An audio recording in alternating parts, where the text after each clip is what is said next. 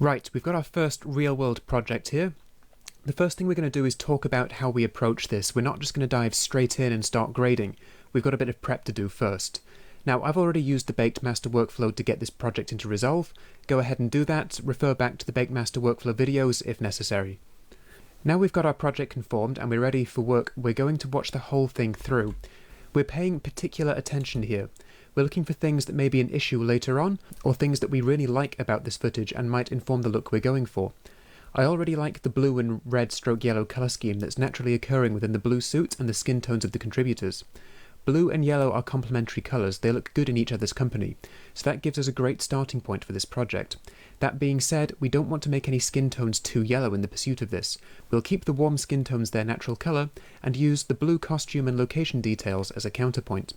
Working on corporate videos is different from working on narrative films and music videos. Our primary goal with corporate and ads is to make a visually appealing image, basically the rule of cool. In 90% of cases, the client wants what they've got to look the best it possibly can. We're not so concerned with the typical narrative details or narrative through lines that might be helped out by our use of colour. Instead, we're looking for brand colours to come through and be visible, for skin tones to look rich, warm and healthy, and most of all, appealing. When we work on corporate or ads, our primary goal is that the footage we've been given look its best. We've got a great starting point with the blue, yellow, red idea, but this is really important. We work with our footage. We don't try and force it to conform to an idea we had when we saw the first 3 shots. We can do a lot to make uncooperative details conform to our look, but we need to draw a line. Most of the time, that comes down to a concept in the grade we call memory colours. Memory colours are a set of distinct colours associated with particular objects that we instantly recognise and have a very small tolerance for them being wrong.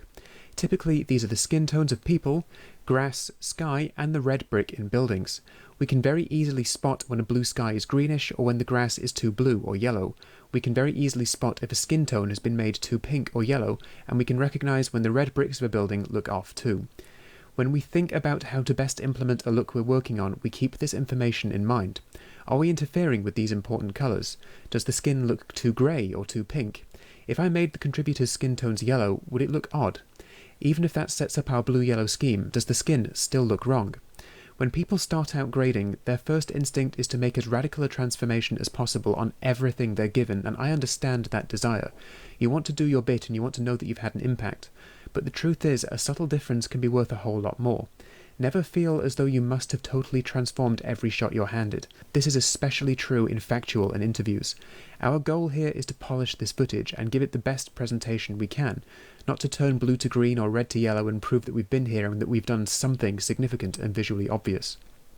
Right, now we're getting into the right headspace. We'll continue and take a look at the first step of a real-world grade.